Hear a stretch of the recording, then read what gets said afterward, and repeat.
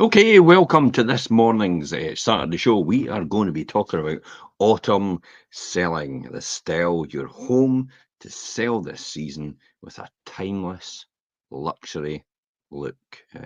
Why is autumn such an underrated time of year to sell? Uh, Nature looks a treat. There are fewer homes to compete with. And if you want to be sure of moving in spring, now is the time to start planning. This is what people don't realise, Richard. Yeah. It's like if you put your house on the now, on average, it's taking 2 months. There's 1,000 properties on the market for sale in Fife. About 500 every month sell between all the estate agents. So therefore, there's 2 months worth of stock.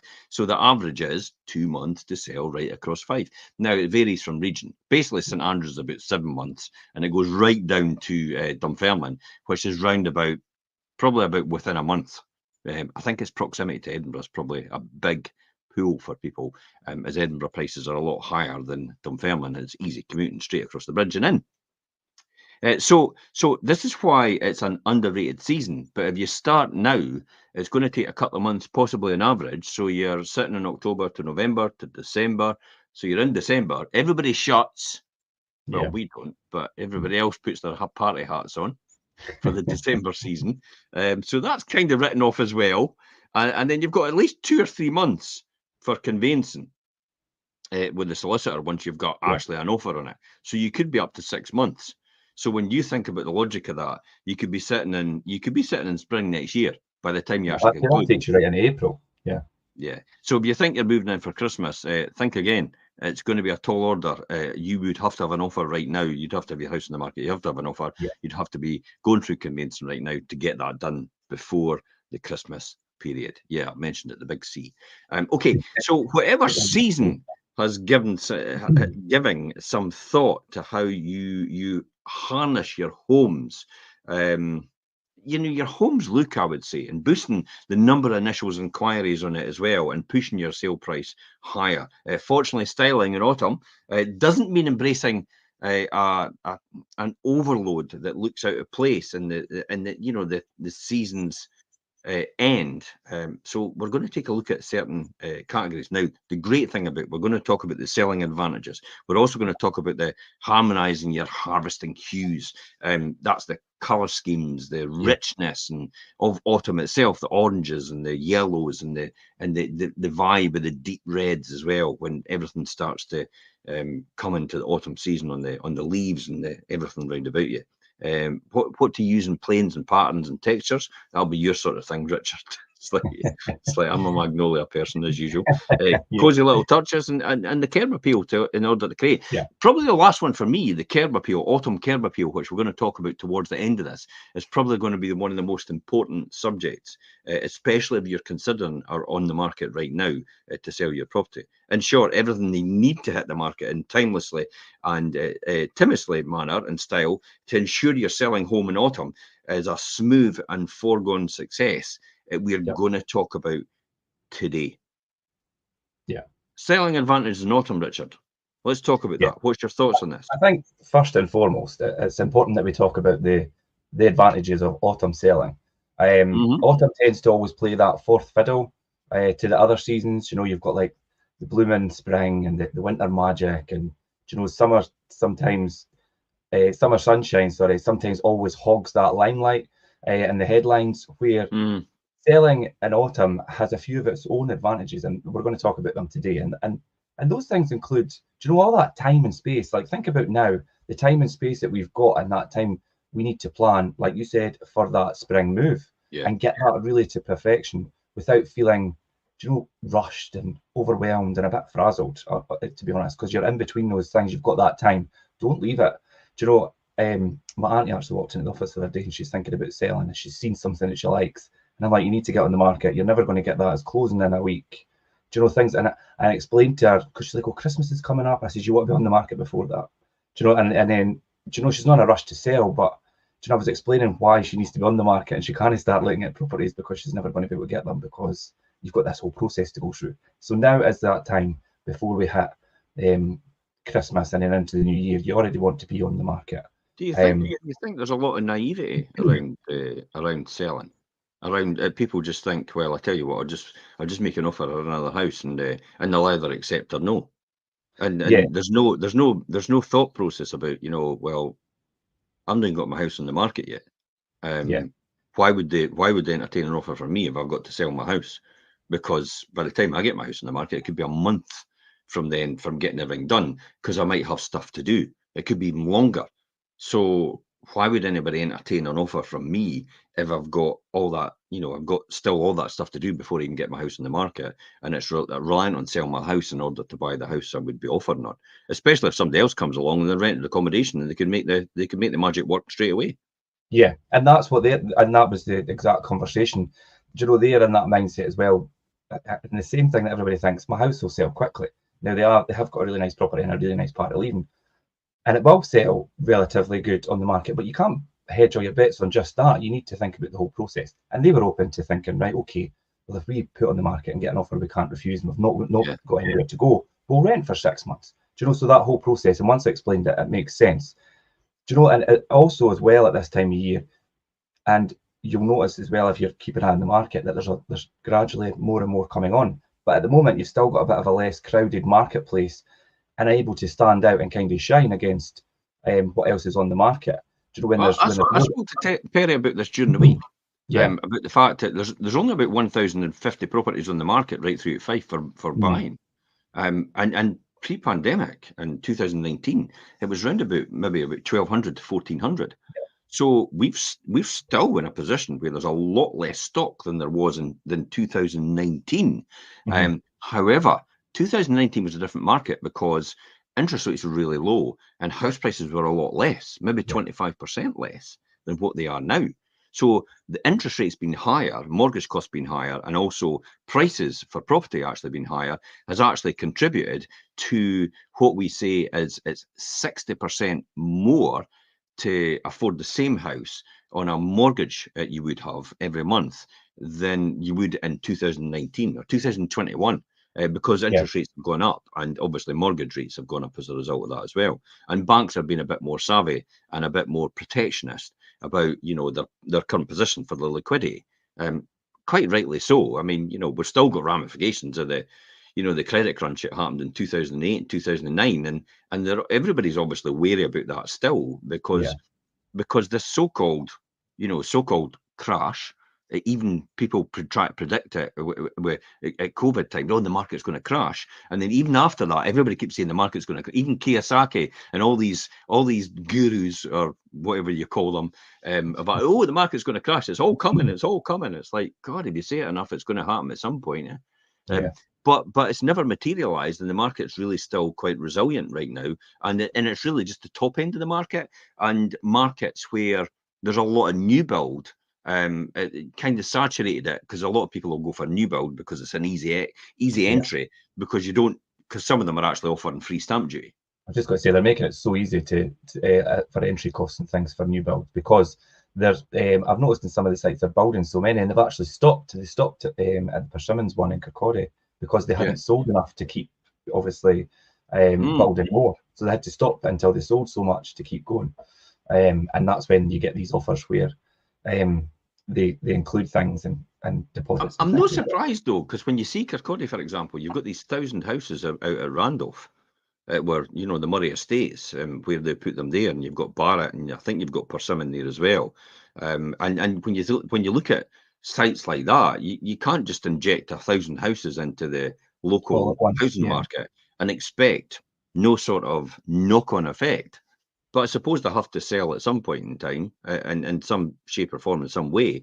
It's probably about in these sort of markets, probably about getting the natural cycle of people looking to decant into bigger houses, but also making sure you bring people in from outside to sustain the inward investment, the exterior investment to the actual local economy right there to build that sale. Plus the fact you've got infrastructure to go in place, like the primary schools, like the health centres, like everything else that follows that is part and parcel of it. Yeah, and that's all planned to go ahead at that site as well, obviously, because there is so much See what happens in Cooper when that plan eventually goes ahead. I mean, Cooper's a lot smaller, eh? Mm-hmm. So when you look at Cooper and think about that, and think about where that is, it'll be interesting to see how that pans out. Yeah, because it's a big addition to the But Cooper. what about that? Is there something to do with autumn selling advantages? Is there something to do with a Yeah, less crowded market? yeah. So Is that's the same. it? Yeah, this time of year, take advantage of that less crowded market because there is a bit of a rush and an influx that comes with Christmas and New Year. And most sellers will be in the mindset and they'll wait until New Year to put their homes up for sale. So try and beat them to that, and then you can enjoy the limelight. Your property's already on the market and ready to be viewed for people that start looking in That's the what I love Christmas, about it. Boxing Day bounce and New Year and things as well. Your property's already there, ready to go. That's what I completely get it, because a lot of estate agents actually say to their clients, wait for the new year. And a lot of people are actually programmed to think, I'll wait for the new year because Mhm. it's a clean sheet for everybody. But what you don't realize is, like, if you're on the starting line and you know where the end result's going to be, then why would you wait to start with everyone else? So Yeah. you're all racing to the finish line at the same time. Therefore, your likelihood of actually finishing before someone else starts to diminish, and it gets less of a likelihood of coming first. Whereas if you're starting earlier, then you've got more a likelihood of being first over the line. Therefore, your house is sold before everybody else. And the Yeah. great thing is, as well, is you'll probably catch a buyer that won't be in the market next year that might actually agree to you to a longer entry date to allow you to find your next house. I like to run through it, yeah, and then that gives you that time to then look for your move as well. Do you know it's just what you say. If your property's on the market, you've got your solicitor in place, ready to go, they've got everything they need. If somebody comes along and gives you an offer, you could move really quickly and get things through. And that's the advantage of obviously taking the action now as opposed to later down the line. Yeah. Yeah. Also, like you said, Jim, the autumn advantages or the advantages of selling in autumn is, of course, that seasonal palette. And you know, all those rich colours, the fiery oranges, we see it all coming through just now, the low sun, the golden yellows that give your house that really stunning backdrop, especially if you've got trees and or things in the backdrop of your property. That'll all be picked up in the listing. Give you really unforgettable pictures and things as well. And they really pack a punch when you see that in a listing, especially if they're captured properly by a professional There's some photographer. cracking photos coming on the local community pages. Yeah, I've There's seen new them. beauty in photos. And then you've got the Cooper one. You've got the Kirkcaldy's got one as well now. Leadenmouth's got one as well. So Yeah, there's some cracking photographs coming on of the area, and yeah, it's like what you say. It's these vibrant colours that are actually predominantly coming through. It's just a nice time of year. It'd be a pity if it just wasn't a wee bit warmer. yeah. Just a wee It's bit nice warmer. and it's bright and it's nice, but it's a wee bit chilly. I think as well, it's all Yeah. about timing as well. When you're organising your photographer and doing your video and things, that certain time of day where you catch the sun at the right level in the sky and it streams through and things. Do you know, these are the things you should be thinking about if you're an agent, or your agent should be thinking about these types of things when they're listing your property. Yeah, I never thought about that. The times, getting the Yeah, times right about when the photographer comes round and when the yeah, videographer comes round, when the drone footage is done, all these different things will make a fundamental difference. I think even the person that does the descriptions and the measurements is actually quite important at that as well, because if you send them round on a more dreich day, then is it the likelihood they would actually think differently if they went round on a beautiful sunny day about how they describe your property? yeah. They might have a more optimistic view on it when they see it Viewpoint, yeah. in a different light. Yeah, definitely. And autumn advantages, we've done a show on this before, Jim. Obviously, there's a lot of plus points to selling at this time of year. We've put the link in the blog attached here, autumn advantages. So that really delves in a lot deeper as well. So click through onto that, and that's got the 5 golden secrets for this underrated season, and you could really read a lot more into that. And we've got the show that goes with it as well. Yeah. Yeah, definitely. Yeah. So then that brings us on to the harmonious harvest hues that you spoke about, Jim. So I mean that really brings us into the that kind of pigment of the year. Do you know, the oranges and the yellows and things as well? And I mean, well, it could transform the world outside, and it's deep and dazzling pigments, yeah, definitely. And you don't have to completely redecorate or saturate your rooms to reflect the season indoors. That's key here. And a yeah, timeless look uses subtle accents that complement your current decor, mhm, and which could uh, be anything from accessorizing with textiles to mhm, painting an alcove just for that contrast. yeah, Classic.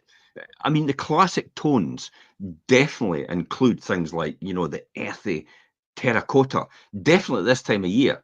It's that, and terracotta actually reminds me a lot of Morocco.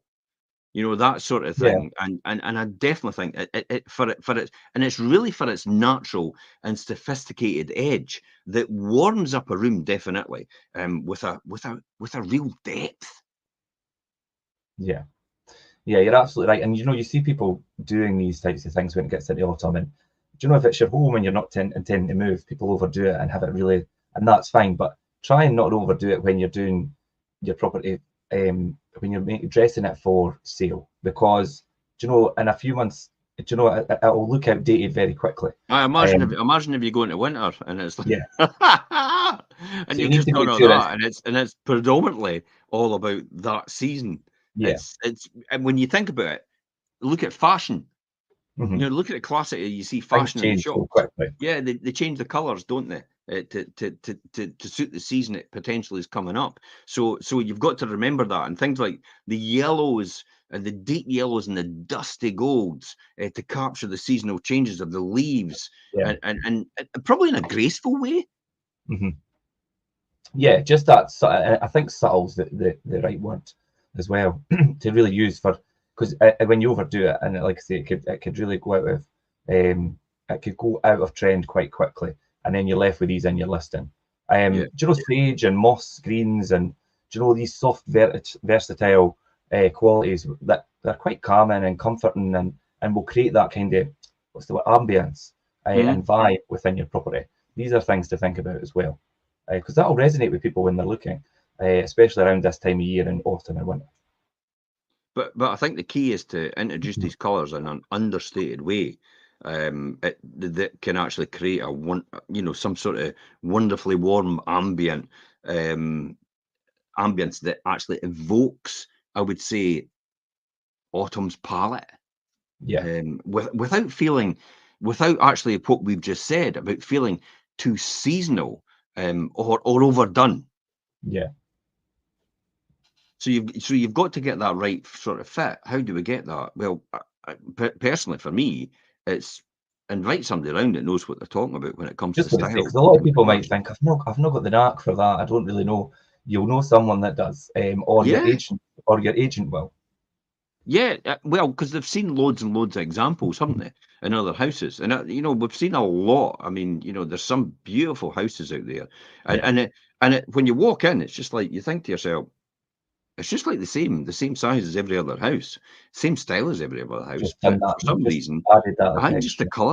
colours and the decoration and the textiles and everything, just the accessorising, and it just all works, and it hmm works perfectly well. I think for me, the East Nuke are classic for this. Yeah, It could still be nothing to do with autumn season, but the deep blues and the light blues work because it's the typical, the things like the life belts, the sort of, the accessorizing stuff like that, and the driftwood, and yeah. and But echoes the area that they're in. yeah, the twined rope and the Yeah, neck out the back, and the rocks and the dis, the disrupt looked, that sort of thing. they're not. That It's not perfect. It's kind of a wee bit haphazard, but it looks good. And Yeah, it, yeah, but it works. It yeah, works really definitely. well because it's unique to that area and the seaside location. The same with Lower Largo. Classic example as Yeah, well. Lower Largo's kind of like that. London Light's kind of like that as well. And some of the fringes of leaving at the seafronts like that as well. So when you see all that and how it all intertwines, you could understand how it kind of sets it off. And that type of style is kind of classic, um, classic, not attached to a season, but attached to the locality. Well, the coastline is the big thing for the area, and that's what that brings into the houses along the coast. Do you know, they bring that seaside feel and So, all these accessories. maybe the thought process then is think about the area you're in as well, and Yeah, see if you can get something to match that. You know, countryside locations are going to be deep greens. There's going to be, they're going to be browns. They're going to be rustic. They're going, all these different things that come out. They're going to be the yellow, like barley, barley sort of yeah. wheat look. That sort of thing. Wheatgrass and all the rest of it. God, I'm getting good at this. Eh? Do you know what that puts me in mind in? It's funny because I've seen an advert for it. Do you know it's NFU Mutual, sorry, use the barley or the whatever. Yeah. And they've got a new advert, and it was just the one bit of barley that started the advert. No writing, no nothing, and I knew straight away which company it was. And I'm like, do you know, that's really good marketing? But they use that harvest sign because it's obviously reflective of what they do in terms of providing insurance and all the rest of it. But that's been their logo, and they use that. I think And it's NFU was National Farmers Union. yes. Yeah, that's what it goes back to. I remember that years and years ago. From because one of my dad's friends actually was heavily involved with them, and that's why I remember the National Farmers Union because they used to have a jolly every year at the Edinburgh show. Yeah. Anyway, let's get on to talk about things like what about patterns and textures? What sort of things have we got to consider, and when Okay. styling in our homes and that? Yeah. Okay. So I mean, crunching through the leaves and wrapped up and all snuggled up in your coat, it really adds that unique and tactile quality to autumn. And and you see it on social media and everything. Everybody's putting up they've got their tammies on and they're making their soup and they're taking pictures of the leaves and things as well. And you could really capture that feeling indoors as well with some tricks with textile trade and things as well. So think about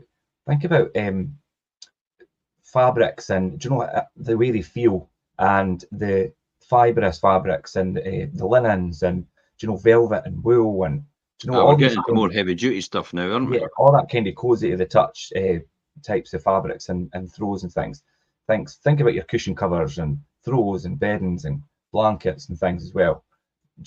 These could all set that tone in the property as well.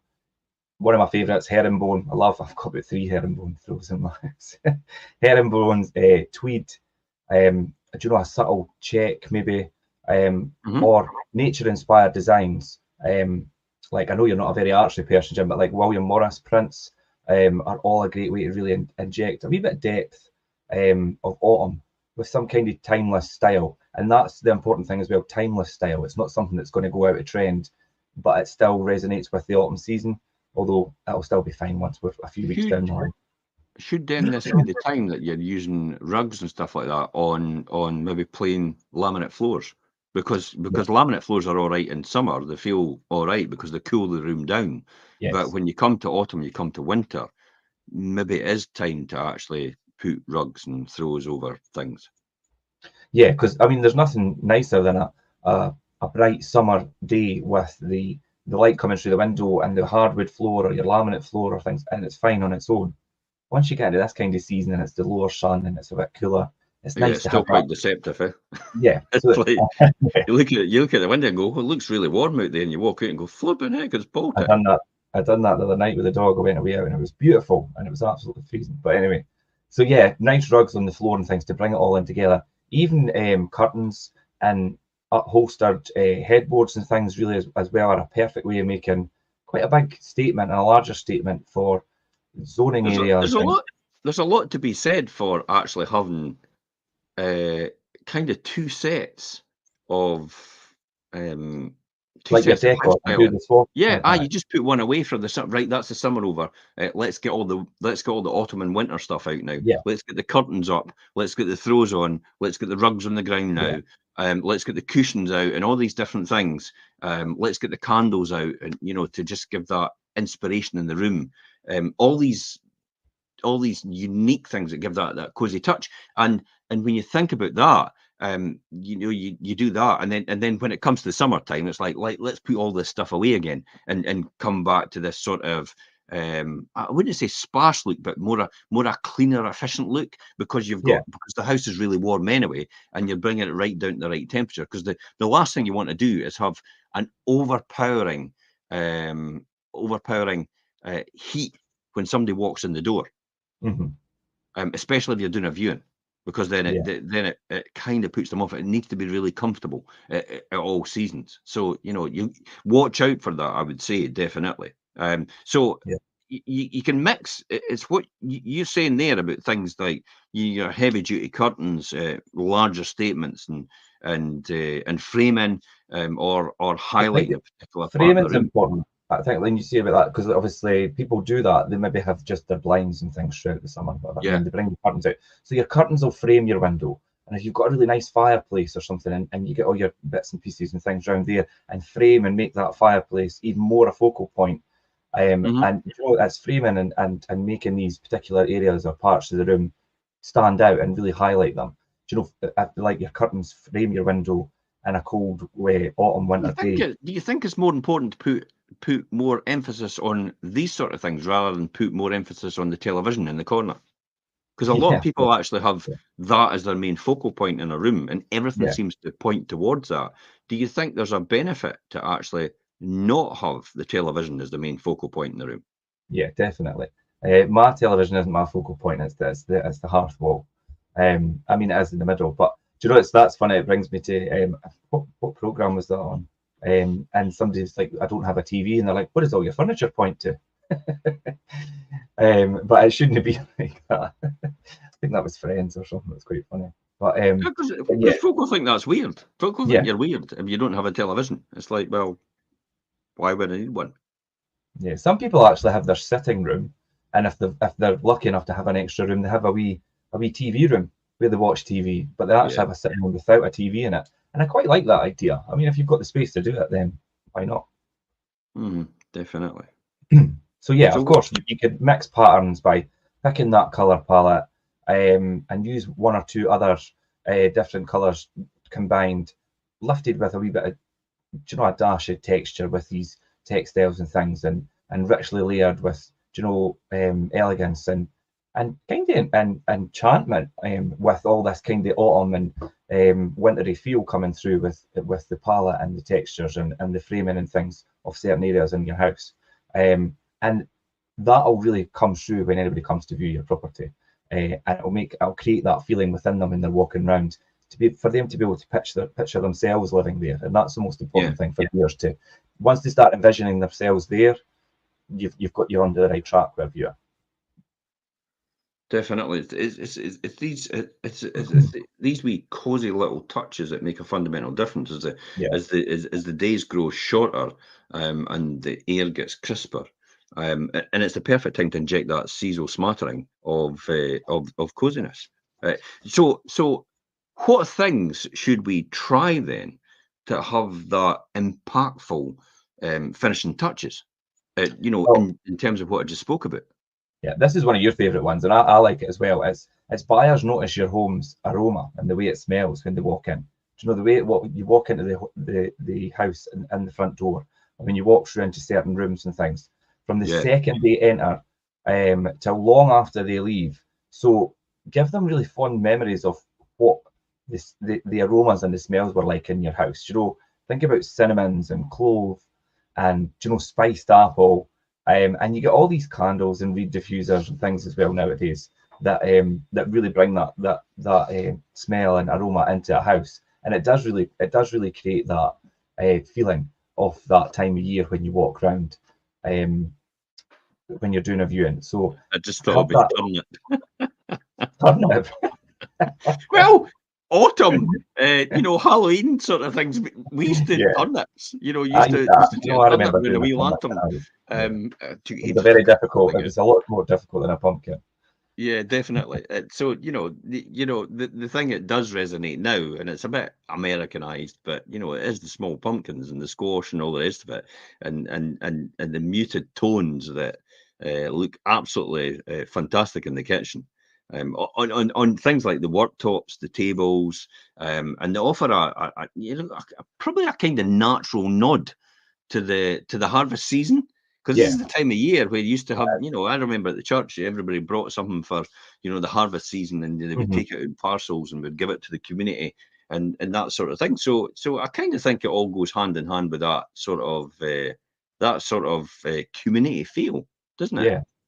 Yeah, and you see it quite a lot, and it's quite a good touch to have. Do you know, whether it's the fruit bowl at the end now has like these wee mini pumpkins in it, or do you know, people, like I say, dress their fireplaces with, do you know, baskets with stuff in it, and do you know, just to create, and like you say, it does really mirror that harvest season, which obviously autumn is, and we know that all too well, obviously because of the area we live in, surrounded by fields and things as well.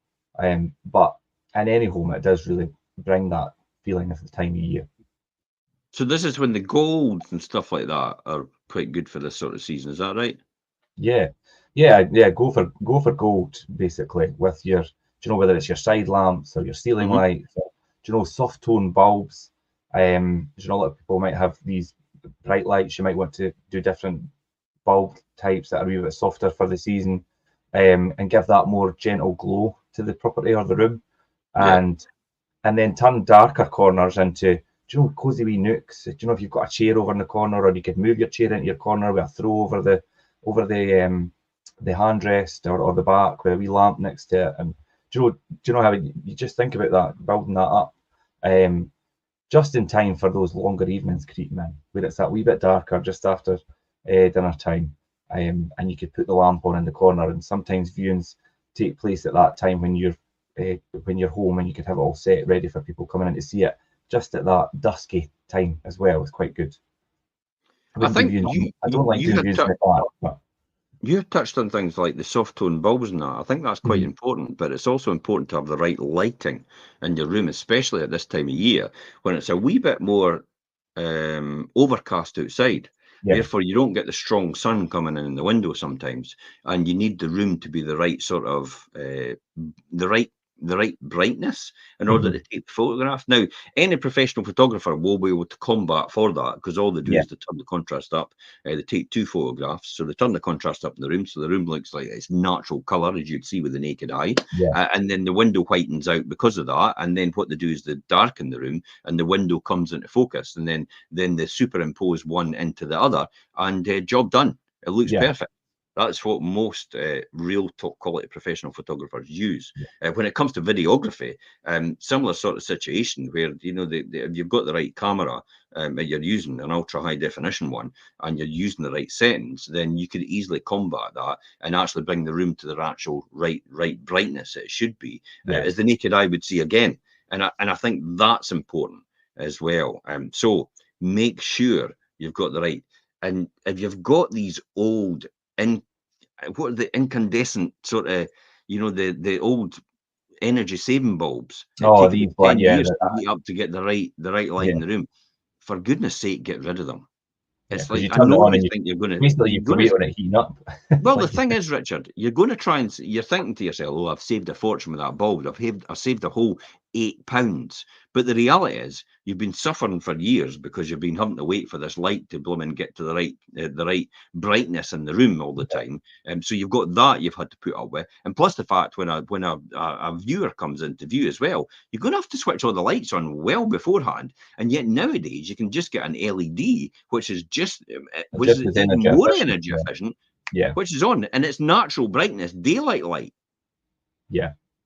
I'm a big fan of having the right light, definitely in a room. And for me, daylight light is actually the right lights to have, because it mimics natural light from outside. So your room actually looks all the right colours. It's not distorted. If you could replicate natural daylight light inside a room or inside the property, then by all means do that as best you can. And that'll obviously look the best it can. I think, like you say, it is nice to create these wee nooks and things as well, but you don't want it to be too dark and drawn in, because somebody might walk in the room and think, "Oh God, this is." Do you know? I feel like the walls are closing in on them. So be careful with that. You could think it's really bright, and then you've got the curtains that you've put up, you've got the blinds that you've got on, and all the rest of it. And when you start to try and, so you really Too many probably need to layers open the sometimes. blinds right up to allow all the light to come in, as well. I think that's important to make sure, and then Yeah. make sure you've got a really good lighting in the room in order to make it all good. I mean, these are all just really simple touches, Yeah. and you're really turning your home into a really inviting autumn retreat. A place, as you said before, with cozy texture, warm smells, and naturalistic seasonal styles for dare I say a knockout viewing success. Yeah. Definitely. I think, like you say, that naturalistic. I think it's find that balance. Don't overdo it. Do you know? Just have these subtle touches where people will pick up on, and it'll really resonate. But you're not overdoing it. You're not overcrowding the room. You're not stealing that natural light. Do you know? Find that right balance. And again, Yeah. if you think, God, I don't know how to do that. I've not got the knack for it. Speak to somebody that does. Yep, definitely. Okay, so but we've got loads of blogs and vlogs on here, and we have talked about the autumn one Yeah. previously. You can click on anyway when you click on this link in here and in this post, you can actually click on to another blog which actually breaks it all down. And the final one we're going to talk about, which is probably one of the most important ones for me, is Yeah. you never get a second chance really to create that good first impression. It is all about autumn curb appeal. Yeah. When the trees are starting to shed all the leaves and the days are shrinking, the natural light you get, so from what happens in the summer, viewings go from day to day. They tend to go from weekend to weekend because it's getting darker at night, and most Yeah. people, by the time they finish their work, it is pitch black. Yeah. They're not going to see anything. So that's the key here. So as that's all happening, the outside of your home can do with a helping hand to keep it, maybe actually keep the changing season in check, and it's to get your curb appeal. That I was out yesterday at St Andrews, and I had walked at the back of the house, and I was panning the video around, and I came onto the back of the house, and I thought, wow, I could just stop there for a minute and say, "There's an Instagram photo Mhm. for you straight away," because it had the autumn leaves coming into the top of the corner, and then you had this beautiful bright house, and then you had the green, the lush green, because he's got landscape gardens as well Right. of the gardens, and then the beautiful flowers that came out as well in the picture, and you kind of thought to yourself, "Wow, that's a cracking shot." Mhm. Um, and that's what you want to get when somebody rolls up to your house. First thing they see when they roll up to your house, or they secretly go round to see your house without you actually knowing it. They're coming to see it Yeah, and that it does because harm. because it gets listed and they see it on the internet anyway. So they just go, "We'll take a drive round and look at the area first before Mhm. we contact anyone." And if that's not right, you'll never know that person's actually looked at your house. Mhm. You'll never see that. And they could drive by and pick up on things that I think, oh, that, and put them off before they've even sent an inquiry or anything. So you'll never Yeah. know. But then that's how you've got a good retargeting strategy for social media. I keep putting it in If the front of them. person's clicked on the link, you can get right back in front of them on social Yeah, media. And without them knowing, it's all about data. It's more yeah, valuable. Data is more valuable than anything else in the world. Definitely. It's the most valuable commodity. Hence the reason why Google and Amazon and all these organizations collect loads and loads of data on people. So they know their habits, they're their putting the right what products they're in front doing, of how them. they're doing it, Yeah, and they know the right things. That's how you get retargeted with the right stuff on your social media pages, where you see adverts coming up for things, and you go, "How did they know?" It's I know like it's that's funny. the same People, technology that we yeah, use. people think their phones are listening to them, and in essence, maybe they are. But I don't think in the audio side of things, it's more I've got a what funny you. feeling they do, Richard, Well, because there's possibly. been some things I've talked about, and then I've gone into my phone and they've actually come up. And it's like I've only talked about them. I've never messaged anybody. I've never emailed anybody or anything like that. So I'm convinced that actually does happen, and we just don't know about it. They Remember, maybe just look out for these when you trigger words. when you hit that agreed to terms on Google and stuff like that, You don't really read it all. Yeah, no one reads it. no. And So if you you if might you can actually then read understand it. it, give yourself a gold medal or a top merit, because it's like when you read that stuff, it's like I have no idea what they're talking about. Yeah. But what I do know is it works extremely well. It Mhm. is basically AI at its best, getting in front of the right people, and that's coming on as well, AI and how we're using it in order to get right in front of the right people. And I talked to somebody else about this yesterday. They were talking about the scattergun effect, about just going for everybody, and how Meta was telling me when they were discussing with me about retargeting and all the rest of it. It's going, but you can get a bigger audience if you do this or you do that. And I'm like, okay, but that audience isn't the audience I'm actually looking for. That's just giving me a bigger audience. So I'm wasting the money that I'm putting into this campaign on people that are not buyers. Yeah. So why would I do that? And they went, yeah, good point. See, they're not always right. Just got to say you're educating them. Yeah, I am most of the time, to be honest. They come off and say, the guy yesterday or the day before I was talking during the week. He said he basically came on and said, yeah, you're doing that right, you're doing this right, you're doing that right, you're doing right. I see what you're doing there, I see what you're doing here, and that's like, it's like, flipping heck, you're doing everything perfectly well. Says that you're getting all that traction, you're getting all that information, you're collecting all that data, you're getting back in front of all these people for a minimal cost for that budget, and there's all the right people, qualified people, more than likely, it would actually be interested in that type of property. So kind of hats off to you, the guy was saying. He says, I'll follow up with you in a couple of weeks' time, but he says, you're doing all the right things. There's nothing really I can tell you what you need to do other than just keep doing what you're doing, because it's working. So when you get things like that and feedback from Meta about, your campaigns and how you built them, it's like, wow, you're doing something right then, if that's the case. Definitely. And so, and I think that's fundamentally what we do, which is unique to us, because everybody's, but anybody could do that. Well, they can't, because it takes years. It's like a university degree and marketing strategy online and how to use AI and technology wrapped up into one, but how to present it in a way for somebody to make it more emotive rather than actually more clinical. Yeah. And that comes back to the curb appeal. This is all about having the perfect exterior photographs, perfect exterior video content, irresistible curb appeal. And it, you know what? Common sense isn't that common. I know. Because the things I'm going to talk about is the things that you'll go, yeah, obviously. But do you actually do it? Yeah, I know. If you walk out to your front of your house right now, if you're on the market, have you actually done things like this? And most people are going like, well, I knew it was meant to get done, but I never did it. And it is literally just rake or sweep up the leaves and the debris every single week or even day, depending on where you are. We're right next to a glen, so we're going to get quite a lot of leaves coming off as they start to shed. Deadhead brown flowers as well, and leaves and jet wash moss from the pathways and the driveways as well, or even just scrape it off so it's no there. These are all things that just gives that initial feeling for someone. It's like, oh, I could just move into this and I've not got much to do. Yeah, I think for me, whether you're selling or not, I think this is the perfect time of year to, cut the bushes back, do the last cut on the grass, make sure all the paths and things are tidied, because your weeds and things are not going to come back now. So if you get it all tidied up and then that's you sorted until spring comes around again.